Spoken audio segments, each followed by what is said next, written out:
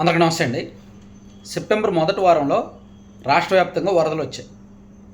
రాష్ట్రం మొత్తం మీద విజయవాడ నగరం ఎక్కువగా ఎఫెక్ట్ అయింది. విజయవాడ నగరంలో one town area, Ajit Singh Nagar, Rajarajeswarapeta, కబేలా ఆ ఏరియా మొత్తం బాగా ఎఫెక్ట్ అయిన సంగతి మనందరికీ తెలుసు. మనం కూడా వరద సందర్భంగా కొంత సబ్స్క్రైబర్స్ నుంచి సాయం తీసుకొని దాదాపుగా 7.5 లక్షల వరకు సాయం చేసాం.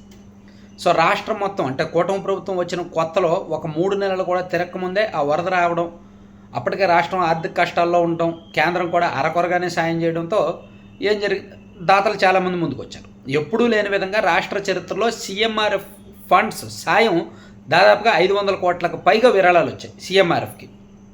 చాలా పెద్ద వాళ్ళు, అంటే కూటమి ప్రభుత్వం వచ్చిన కొత్తలో కాబట్టి పనిగా సీఎం గారు అపాయింట్మెంట్ దొరుకుద్ది, లేదంటే లోకేష్ గారు అపాయింట్మెంట్ దొరుకుద్ది అనే ఆశతో చాలామంది పెద్ద కార్పొరేట్ కంపెనీలు వాళ్ళు, సాఫ్ట్వేర్ వాళ్ళు, ఐటీ వాళ్ళు అండ్ పార్టీల నాయకులు పోటీ పడి మరి విరాళాలు ఇచ్చారు. పార్టీ కొత్తగా వచ్చింది కాబట్టి ఆ పేరు కోసం. అందుకే గతంలో అనేక సందర్భాల్లో సీఎంఆర్ఎఫ్ కోసం పిలుపునిస్తే 200-220 కోట్లు మ్యాక్సిమం వచ్చేది. కానీ ఈ 2024 సెప్టెంబర్ అక్టోబర్ నెలల్లో మాత్రం దాదాపుగా 500 కోట్లకు పైగా సీఎంఆర్ఎఫ్ విరాళాలు వచ్చాయి. అయితే ఇదే వరద సాయం సందర్భంగా జగన్మోహన్ రెడ్డి గారు విజయవాడలో వరద బాధితులను పరామర్శించడానికి వరుసగా 3 రోజుల పాటు వెళ్ళారు. ఒక్కొక్క రోజు గంటన్నర అలా ఆ వరద నీటిలో దిగి కాసేపు వాళ్ళందరితో మాట్లాడి వాళ్ళని వాదార్చి వాళ్ళ కష్టాలు తెలుసుకొని పార్టీ తరఫున సాయం చేస్తామని చెప్పి ₹1 కోటి సాయం ప్రకటించారు. అయితే నిజానికి వైఎస్ఆర్ కాంగ్రెస్ పార్టీ వాళ్ళైతే పులిహార ప్యాకెట్లు ప్లస్ ఆహారము, నూనె ప్యాకెట్లు, నిత్యావసరాలు కొంతమందికి అందించినట్టయితే ఉన్నారు. నాకు తెలిసి దేవినేని అవినాష్ గారు ఆధ్వర్యంలో ఒక టీం అందించారు. అవి జగన్మోహన్ రెడ్డి గారు ఇస్తాము అని చెప్పిన ₹1 కోటి లేదంటే సెపరేట్గా వాళ్ళు ఇచ్చారా అని తెలీదు. ప్లస్ వాళ్ళు ఇచ్చిందేమి ₹1 కోటి విలువైన వస్తువులు అయితే కాదు.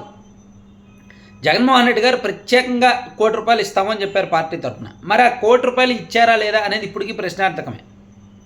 ఇదే సందర్భంలో ఈరోజు శాసనమండలిలో చర్చ జరుగుతున్నప్పుడు బొత్స సత్యనారాయణ గారు, వైసీపీ ముఖ్యనేత, శాసనమండలిలో ప్రతిపక్ష నేతగా ఉన్న బొత్స సత్యనారాయణ గారు జగన్మోహన్ రెడ్డి గారు విజయవాడ వరద బాధితుల సహాయార్థం ₹1 కోటి ఇచ్చారు కదా అని అడిగారు. అడిగితే మంత్రి పార్థసారథి గారు ఇమీడియట్గా కల్పించుకొని ₹1 కోటి ఇవ్వలేదు, జగన్మోహన్ రెడ్డి గారు ప్రభుత్వానికి ఇవ్వలేదు, ₹1 కోటి సాయం చేయలేదు, అసలు వైసీపీ కానీ జగన్మోహన్ రెడ్డి గారి సాయం చేసినట్టు రికార్డ్స్లో ఎక్కడా లేదు అని చాలా స్పష్టంగా చెప్పారు. అదంతా కూడా ఉత్తిగా చెప్పారని.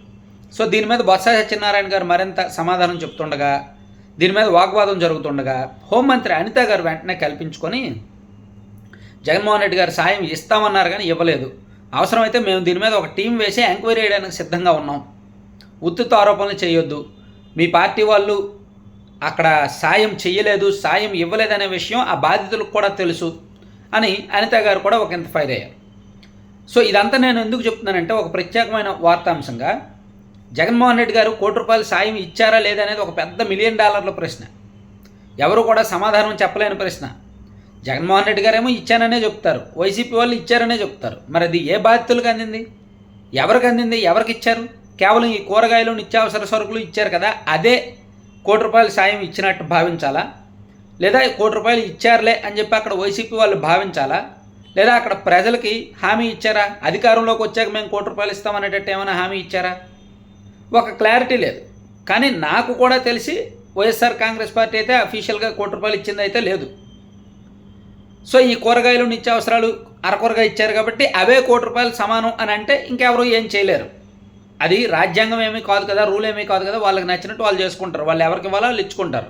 అది అక్కడ ఆ స్థానిక ప్రజలు ఆలోచిస్తారు. వైసీపీ నుంచి ఎంత సాయం వచ్చింది, ప్రభుత్వం నుంచి ఎంత సాయం వచ్చింది, ఎవరెవరి నుంచి ఎంత సాయం వచ్చిందని ఆ స్థానిక ప్రజలు ఆలోచిస్తారు. అందులో కదా పర్టికులర్గా వైసీపీకి స్ట్రాంగ్గా ఉన్న ఏరియాస్ అవన్నీ కూడా, వరద ప్రాంతాలు అన్నీ కూడా వైసీపీకి స్ట్రాంగ్గా ఉన్న ఏరియాస్. అందుకే వైఎస్ఆర్ కాంగ్రెస్ పార్టీ లీడర్షిప్ కూడా అక్కడ యాక్టివ్గా ఉన్న ఏరియాస్. కాబట్టి ఈయన సాయం ఇవ్వకపోయినా ఇచ్చినట్టే అని వాళ్ళు ఆ మాయలో ఉంటారేమో, ఆ భ్రమలో ఉంటారేమో, చూద్దాం. ప్రస్తుతానికైతే సాయం ఇవ్వలేదు అని ప్రభుత్వం చాలా కరాఖండిగా చెప్తోంది. అవసరమైతే దీని మీద విచారణ చేపిస్తామని కూడా మంత్రి గారు చెప్పడం, హోంమంత్రి గారు చెప్పడం మామూలు విషయం కాదు అసలు.